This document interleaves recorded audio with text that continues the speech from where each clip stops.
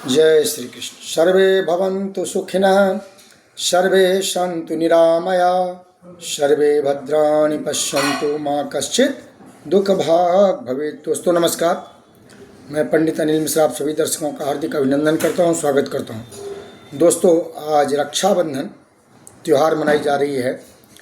ये रक्षाबंधन क्यों मनाया जा रहा है और कहाँ से शुरू हुआ है?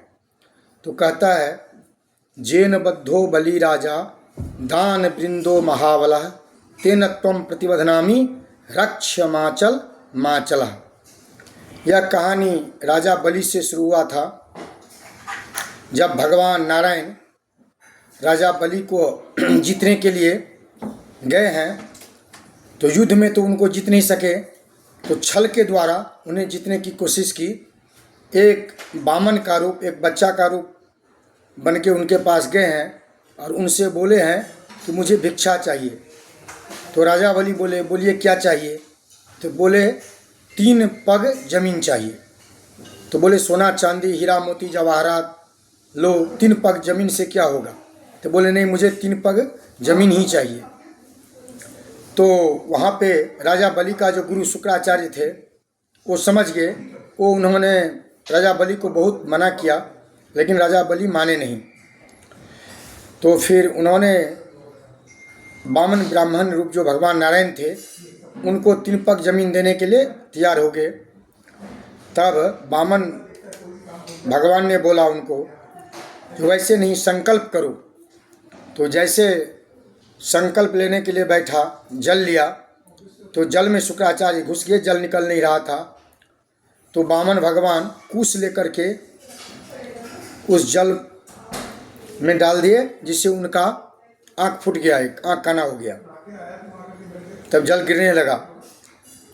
तो भगवान संकल्प किए और संकल्प लेने के बाद 3 पग में, एक पग में आकाश, एक पग में पाताल, एक पग में पृथ्वी नाप लिए।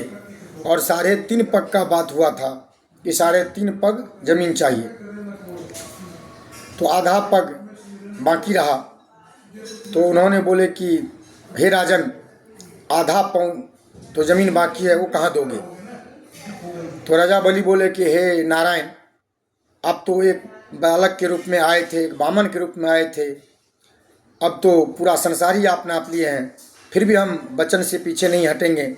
जिस रूप में आपने मुझसे यह मांगा था वर, आप उस रूप में आ जाइए और मेरा छाती को, मेरा सीना को नाप लीजिए।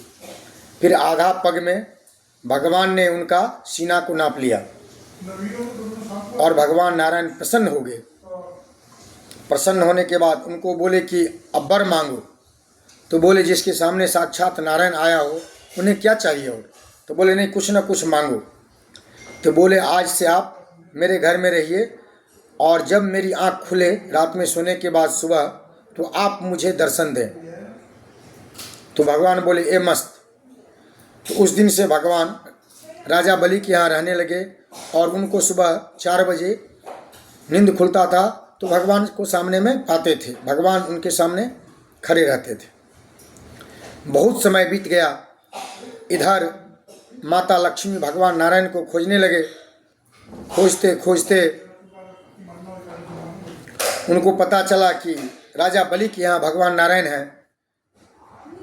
तब वह एक स्त्री का रूप, एक वृंदा नाम का लड़की का रूप लिए लक्ष्मी, और जाकर के बलि के दरबार में गए और उनको यही राखी बांधते हैं।